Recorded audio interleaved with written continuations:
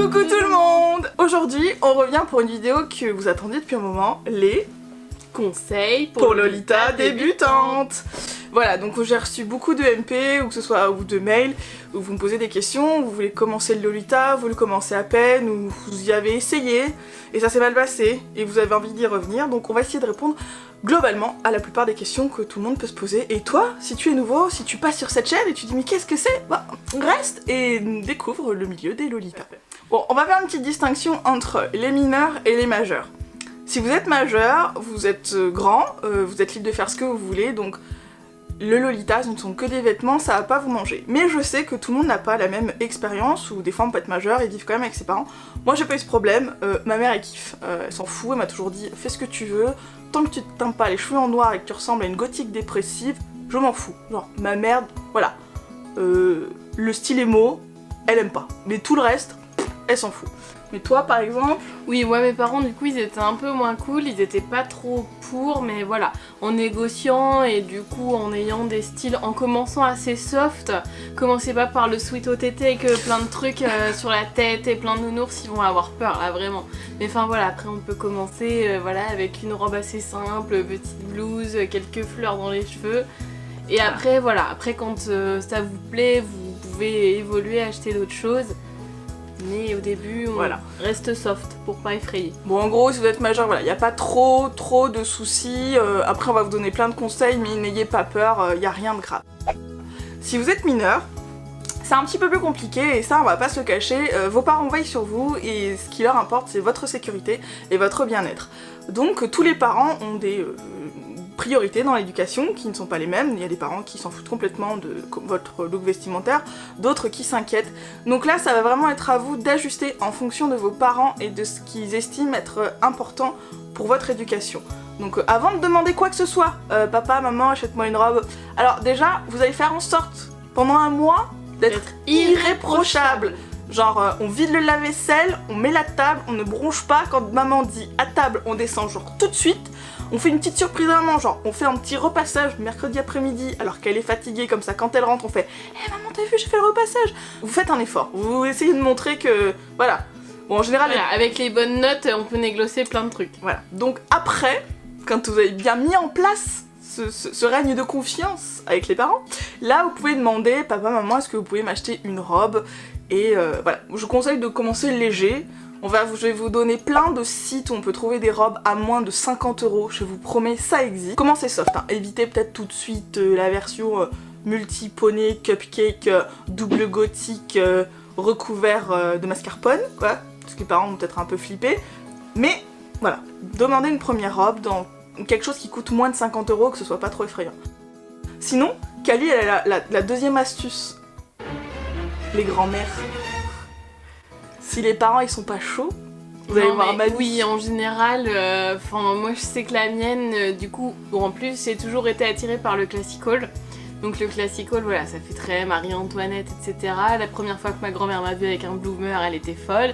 Oh là là, on avait les mêmes, machin. Donc oui, ça peut être une bonne solution.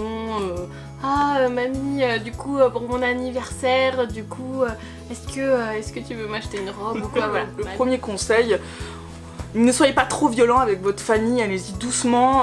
Déjà, prouvez que vous le méritez, mettez un climat de confiance et après demandez. Genre, vous précipitez pas trop.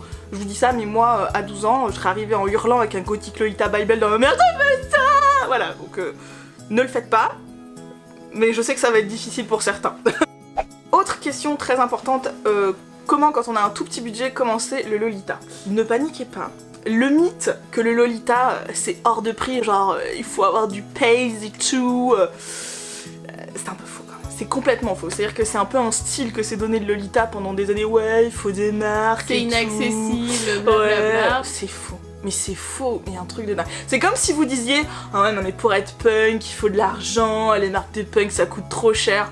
Mais jamais vous entendrez un punk vous dire ça dans la rue quoi. Si tu veux te faire un t-shirt troué avec des épingles à nourrice, tu peux. Bon, Lolita, ça demande plutôt de la dentelle et du tissu à fleurs, mais c'est possible. Donc, pas de panique, le Lolita, c'est pas si hors de prix. Et puis, vous êtes pas obligé de commencer avec une garde-robe avec 10 robes dedans, quoi. Non, mais c'est ça, voilà, on commence assez petit soft. à petit.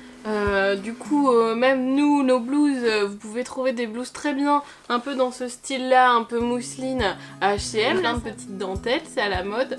Donc voilà, on y va, on essaye, on achète des petites blouses à pas cher, à 10-15 euros là, voire 20 Les petits euros. nœuds, on va chez Claire's, ça coûte 3 euros la petite fleur.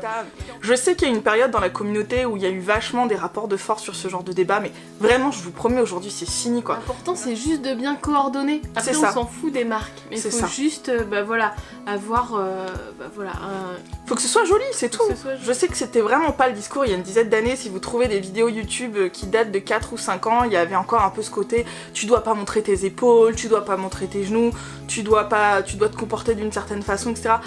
Mais vraiment aujourd'hui, de toute façon les Lolitas elles ont vieilli. Alors tous les discours un peu réfractaires, et très oui, vous avez pas le droit de faire ça et tout, bah, tout le monde a vieilli, tout le monde a évolué, donc tout le monde s'est un peu calmé. Les perruques c'est pareil, c'est pas obligatoire. Nous on kiffe un peu ça, hein, mais ça c'est la flemme de se coiffer, ça c'est... Mais c'est pas une obligation pareil. Absolument pas. Enfin, du coup, nous, voilà, les premières cordilles, il y avait absolument pas de tout ça. Ça viendra après. Oui, oui. C'est comme le make-up light. Vous testez, déjà vous voyez si vous supportez le make-up toute une journée, si vous êtes à l'aise. Si vous aimez pas ça, si vous détestez le maquillage, bah n'en portez pas. C'est pas grave. Allez-y au fur et à mesure en fonction de ce qui vous plaît, vous. C'est le meilleur conseil qu'on peut vous donner. Et justement, en enchaînant sur ça, il faut réussir à définir le style qui vous plaît en fait. Parce que du coup, lorsque vous aurez fait ça, vous serez plus à l'aise dans ce que vous portez. C'est-à-dire que par exemple, moi j'ai essayé au tout début, j'étais attirée par le sweat. Oui. Donc j'ai acheté que du sweat. J'ai porté que du sweat et j'étais pas bien dedans parce qu'en fait c'était absolument pas le style qui me correspondait. Et après du coup j'ai switché, j'ai découvert le classical, j'ai essayé et adopté le classical. Enfin vraiment c'est ce qui me plaît en fait dans le Lolita. Moi par exemple avant vraiment de me dire Lolita, j'ai profité de ma première Japan Expo où j'ai un peu sorti ce que j'avais dans mon placard, de tout ce que j'avais un peu de kawaii, de mignon, et puis j'ai fait des espèces de mix.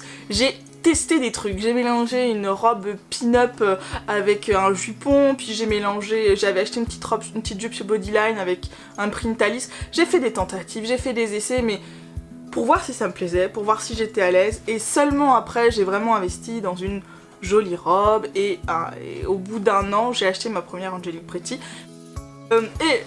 Et le dernier conseil quand vous êtes Lolita débutante, demandez autour de vous qui a une machine à coudre ou qui sait coudre, ou demandez à qu'on vous montre comment coudre. Je vous mettrai l'adresse de la librairie junku.fr qui est une librairie japonaise qui est en France, qui est à Paris, ou si vous habitez Paris vous pourrez y aller, c'est dans le quartier Pyramide, où vous pouvez acheter ce genre de bouquins qui sont des livres de patrons, de robes Lolita. C'est écrit en japonais mais je vous jure, hein, les photos sont tellement bien qu'on peut tout comprendre, même si on n'a jamais fait de couture de sa vie.